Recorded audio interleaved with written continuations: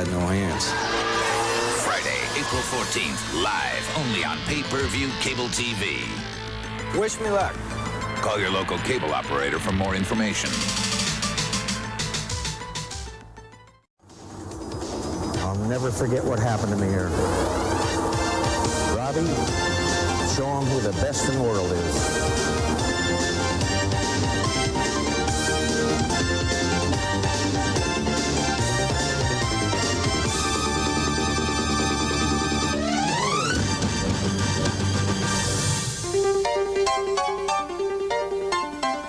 My father missed it in '67. Gary Wells missed it in 1980. After a 10-year dream, I'm going to conquer the fountains tonight.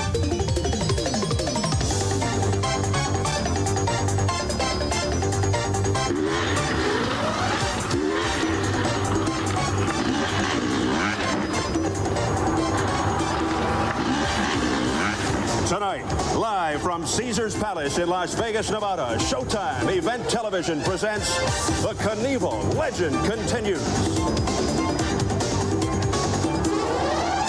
It is a warm, sultry night in Las Vegas, the scene right out of Hollywood. Only this is for real. Upwards of 50,000 expected here at Caesars for an astounding event. They come from everywhere, all walks of life, many restrained behind the makeshift fencing. It's not very often the famous Las Vegas Strip comes to a dramatic halt, but understand the magnitude of this evening, and you can see why. The mood tense, almost eerie, certainly curious, as this big crowd gathers to see a young man attempt to become the first to conquer Caesars. Everybody, I'm Steve Albert, and welcome to one of the most extraordinary spectacles you will ever see. We are situated up above the anxious crowd between Caesars Palace and the Flamingo Hotel with a majestic backdrop, the famous fountains of Caesars. The drama and tension engulfing this event mind-boggling as young Robbie Knievel attempts to avenge his father's ill-fated mission at this very site 21 years ago. And he intends to make the jump with no hands. I'll be joined shortly by veteran Dave Dials, who'll serve as interviewer and field reporter, plus motorsports expert Dave Despain. One thing we should point out immediately, Robbie Knievel has trained hard and prepared diligently for this jump. He is a professional. Don't get any wild ideas that anybody, including you, can perform such a dangerous stunt. When Evel Knievel risked his life jumping the fountains of Caesars Palace back in 1967, Robbie was only 5 years old. But he has seen the dramatic replay of his dad's crash here so many times, he feels as if he was actually here himself. There are many similarities and differences between the jump of '67 and the jump you're about to see tonight. The takeoff, the distance, and the all-important, if not crucial, landing area were major considerations in '67. They are indeed major factors here in '89. Here now, a closer look as we present a technical breakdown of tonight's jump with our expert, Dave Despain. The deceptive serenity of a flower garden provides the backdrop for the dangerous mission that Robbie Knievel is about to fly. It's 400 feet from that point to the ramp. 400 feet in which Robbie has to reach a speed of 90 miles an hour if he's going to clear the fountains. That means the first part of this trip is going to be a drag race, hard on the throttle, banging up through the gears and trying desperately to get to speed. Right here at the 200-foot mark, he has to make a decision. He can jam on the brakes here and still get stopped without plunging into the fountain or bouncing off that hedge. But past this point, he can't get stopped. It's the point of no return. And his only option is to run full throttle up the ramp and over the fountain, to glory or to disaster. It's a choice his father faced 22 years ago.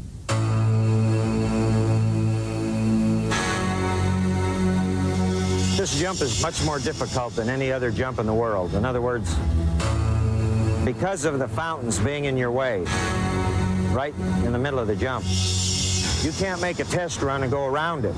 The problem with this jump is that once you're back there in that fenced-off area, you're committed.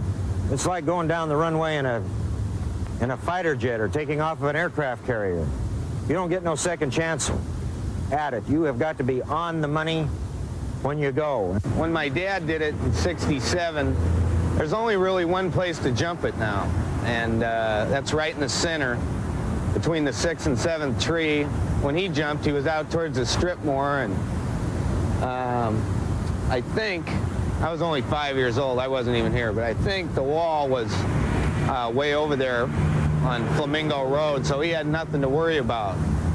And when Gary Wells jumped it in 1980, he had the new walls, the pillars, and the underground parking. And of course, he hit the wall. But I've got a new pillar that holds up the people mover that wasn't there when Wells jumped.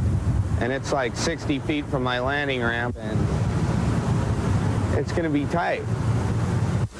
The Knievels, very different men. Evil big league showman, Robbie, party animal. Father, notorious crasher. Son, skilled and talented jumper. Their lives intersect at these plywood ramps. The takeoff ramp is the most important. The landing ramp's got to be wide and long, and that gradual slope just helps out a ton on the suspension. But the takeoff ramp I designed, and out of experience of seeing my dad's old ramp. Good, I know. My ramp will be 9 foot high, my takeoff ramp. His takeoff ramps were only 6 foot high. I've hired my takeoff ramp by 3 feet, and I add a kicker onto the bottom of it. So it makes things a little smoother. I like painting my own stripe, helping build the ramps, and I get the feel of everything. Feel more confident. I only got myself to blame. Robbie learned that from his father, the ultimate truth of the business. The daredevil always flies solo. Robbie's flight path will carry him roughly 180 feet across those fountains, which hold such fascination for motorcycle jumpers and for those who hype their feats of daring.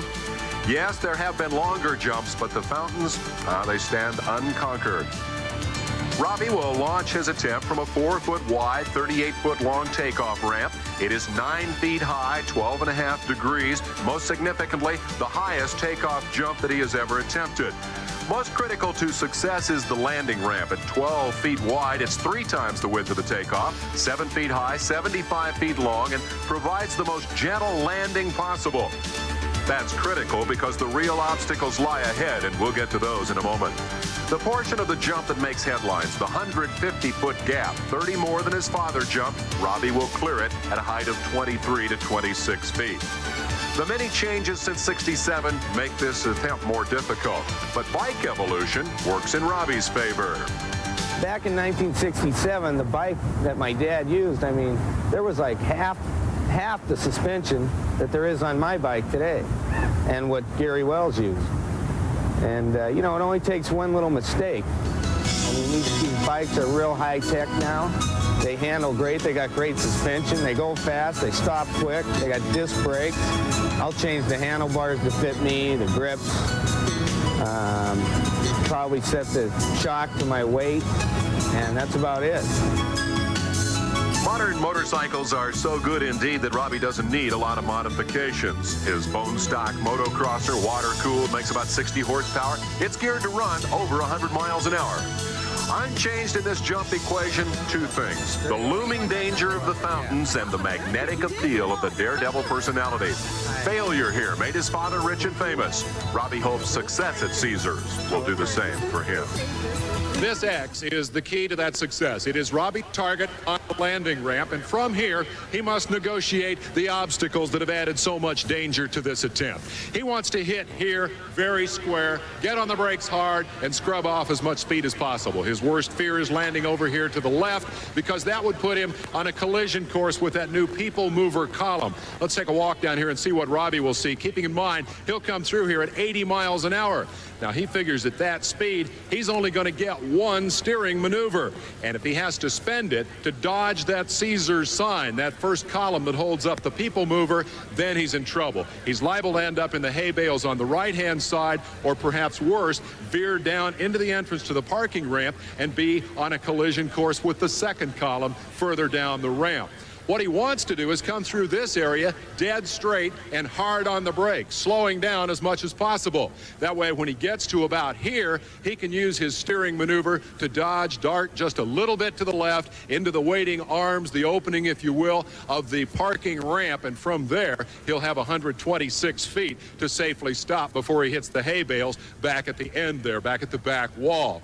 Now, they mocked this all up in a practice session out in the desert and rehearsed it at 3/4 speed. speed. And in that rehearsal, Robbie's mechanic liked what he saw. He said, based on what he saw there, that Robbie, by the time he gets to here, will be slowed down to the point where he can go anywhere he wants to. I asked Robbie where he'd stop, and he frowned and said, I don't know. I won't know until I get there.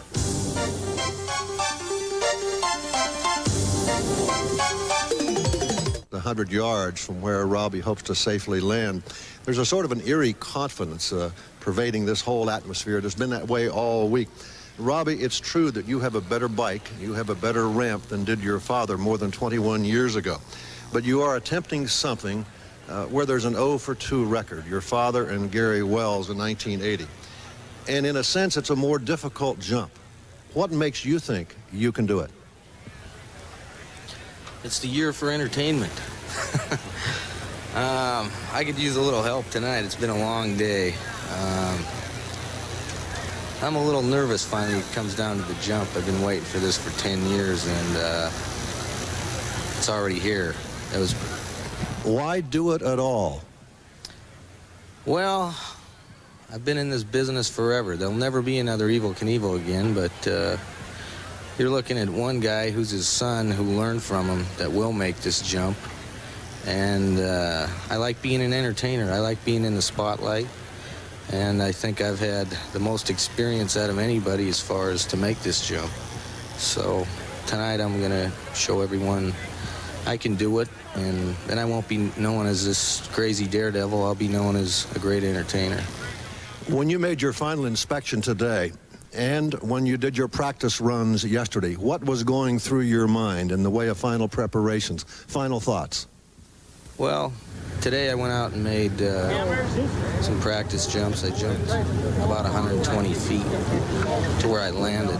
I'm going to land here at about 180 or 190. The X is marked 180. And I'll be hitting down there somewhere. If I can just miss that first pillar and get the brakes, I should be in good shape. I should be able to swerve to the left and stop before I get to the back wall.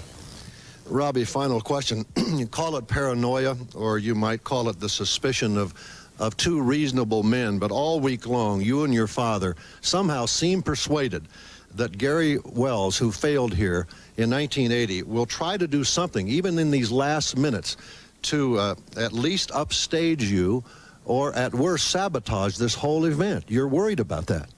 I'm not worried about it at all. I'm way past a guy like Gary Wells.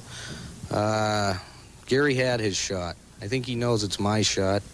I think he's going to stay clear. There's no possible way for him to come in here in the first place.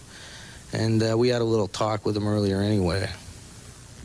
Your people met with his people. Are you saying that? Good friend of mine, Spanky Spangler, had a little talk with Gary. He's known him for a long time. Besides that, I got Super Dave and Boom Boom Mancini here ready to go. We'll be back.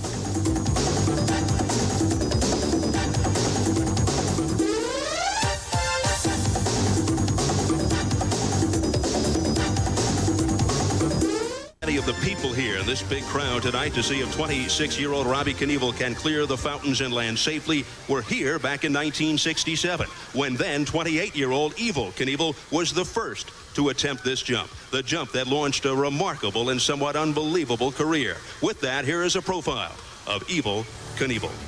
This is Butte, Montana. Back in the 50s, Butte could be described as a tough, almost Wild West, undisciplined kind of town.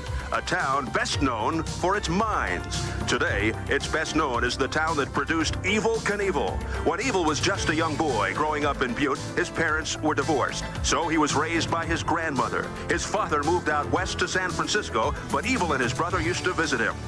When Bob was, was a young boy, we did a lot of things together.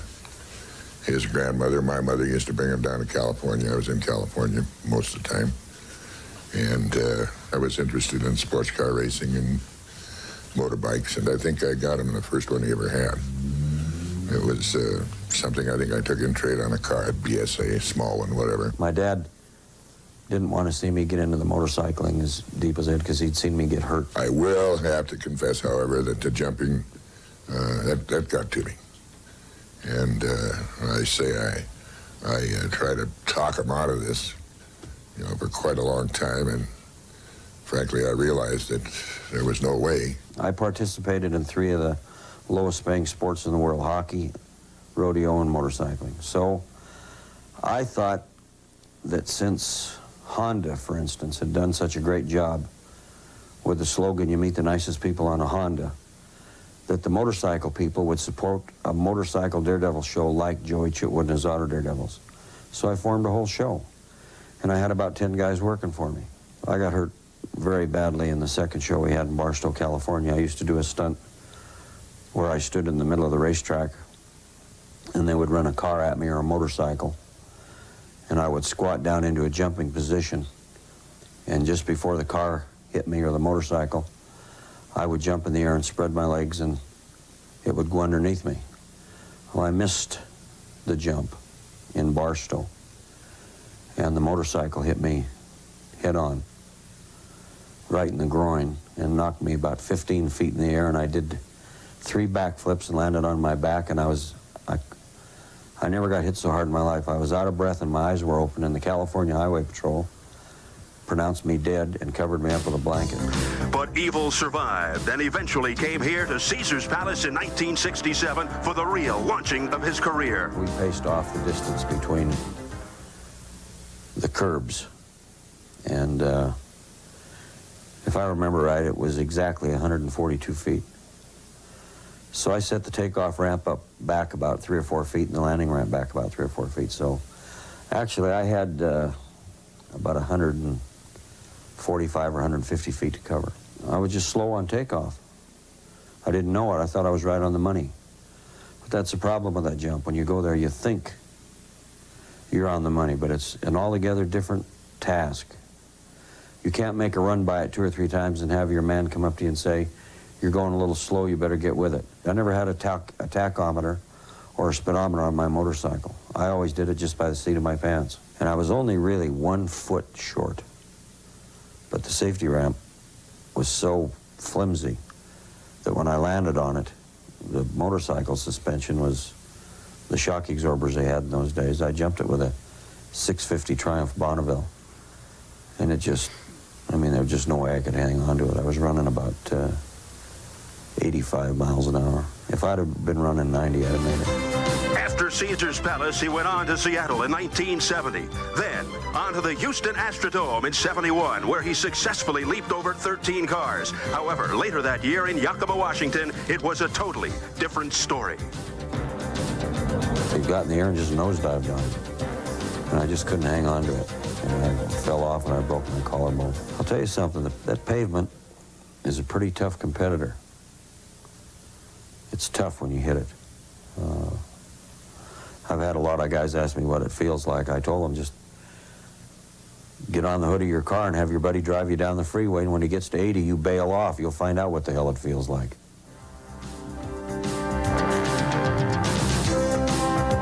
I came down the ramp and I made it across the jump, and I fell off out in the parking lot and hit a pole and almost killed myself.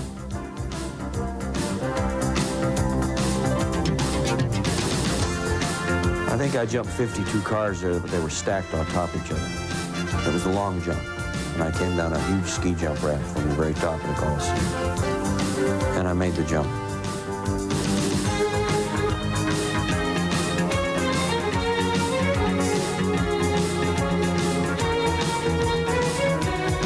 The jump that they say is the one that holds the record with Wide World of Sports, the one I did in Texas, where I jumped the 14 Mack trucks. I jumped so far that you can see from the film, I landed at the very bottom of the ramp. I broke my back that day. There were thousands and thousands of people there, and they barely got me back to my dressing room with a broken back.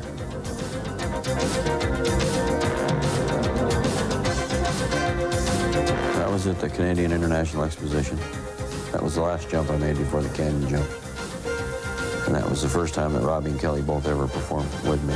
And I jumped 14 Mack trucks in.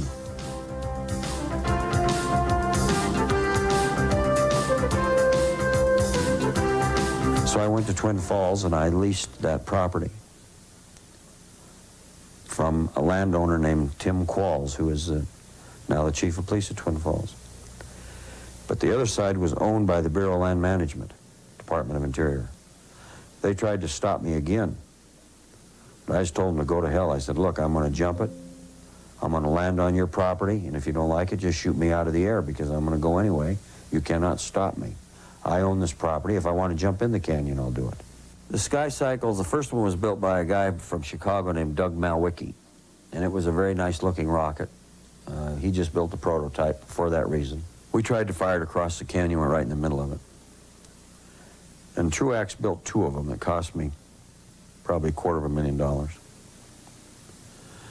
And the second test shot went right in the river. Now I ran out of money. I had the date. I had to go. 5, 4, 3, 2, 1. This seatbelt harness safety strap I was in, all I needed to do was hit a button on my chest, and it was supposed to open up. And I couldn't get it open. Now, if I'd have went in the river, I'd have drowned because I'd have been strapped in it and it had gone right down. I could have never got out. And if I'd have hit that thing and opened it and then gone into the rocks, I'd have been killed because I wouldn't have had a safety belt harness on. I remember J.C. Agajanian telling me, he said, you know what? He said, I think it worked out just right. He said, if you'd have made it, everybody would have said it was easy. And if you'd have died, people would have said, well, the daredevil should have died. He said, you did it, you missed it, you're still alive, and someday your son might do it. And I've always said that it's a pretty tough thing to do. I was just in Twin Falls, Idaho the other day, and I didn't see any big, long line of daredevils standing there wanting to jump across the canyon.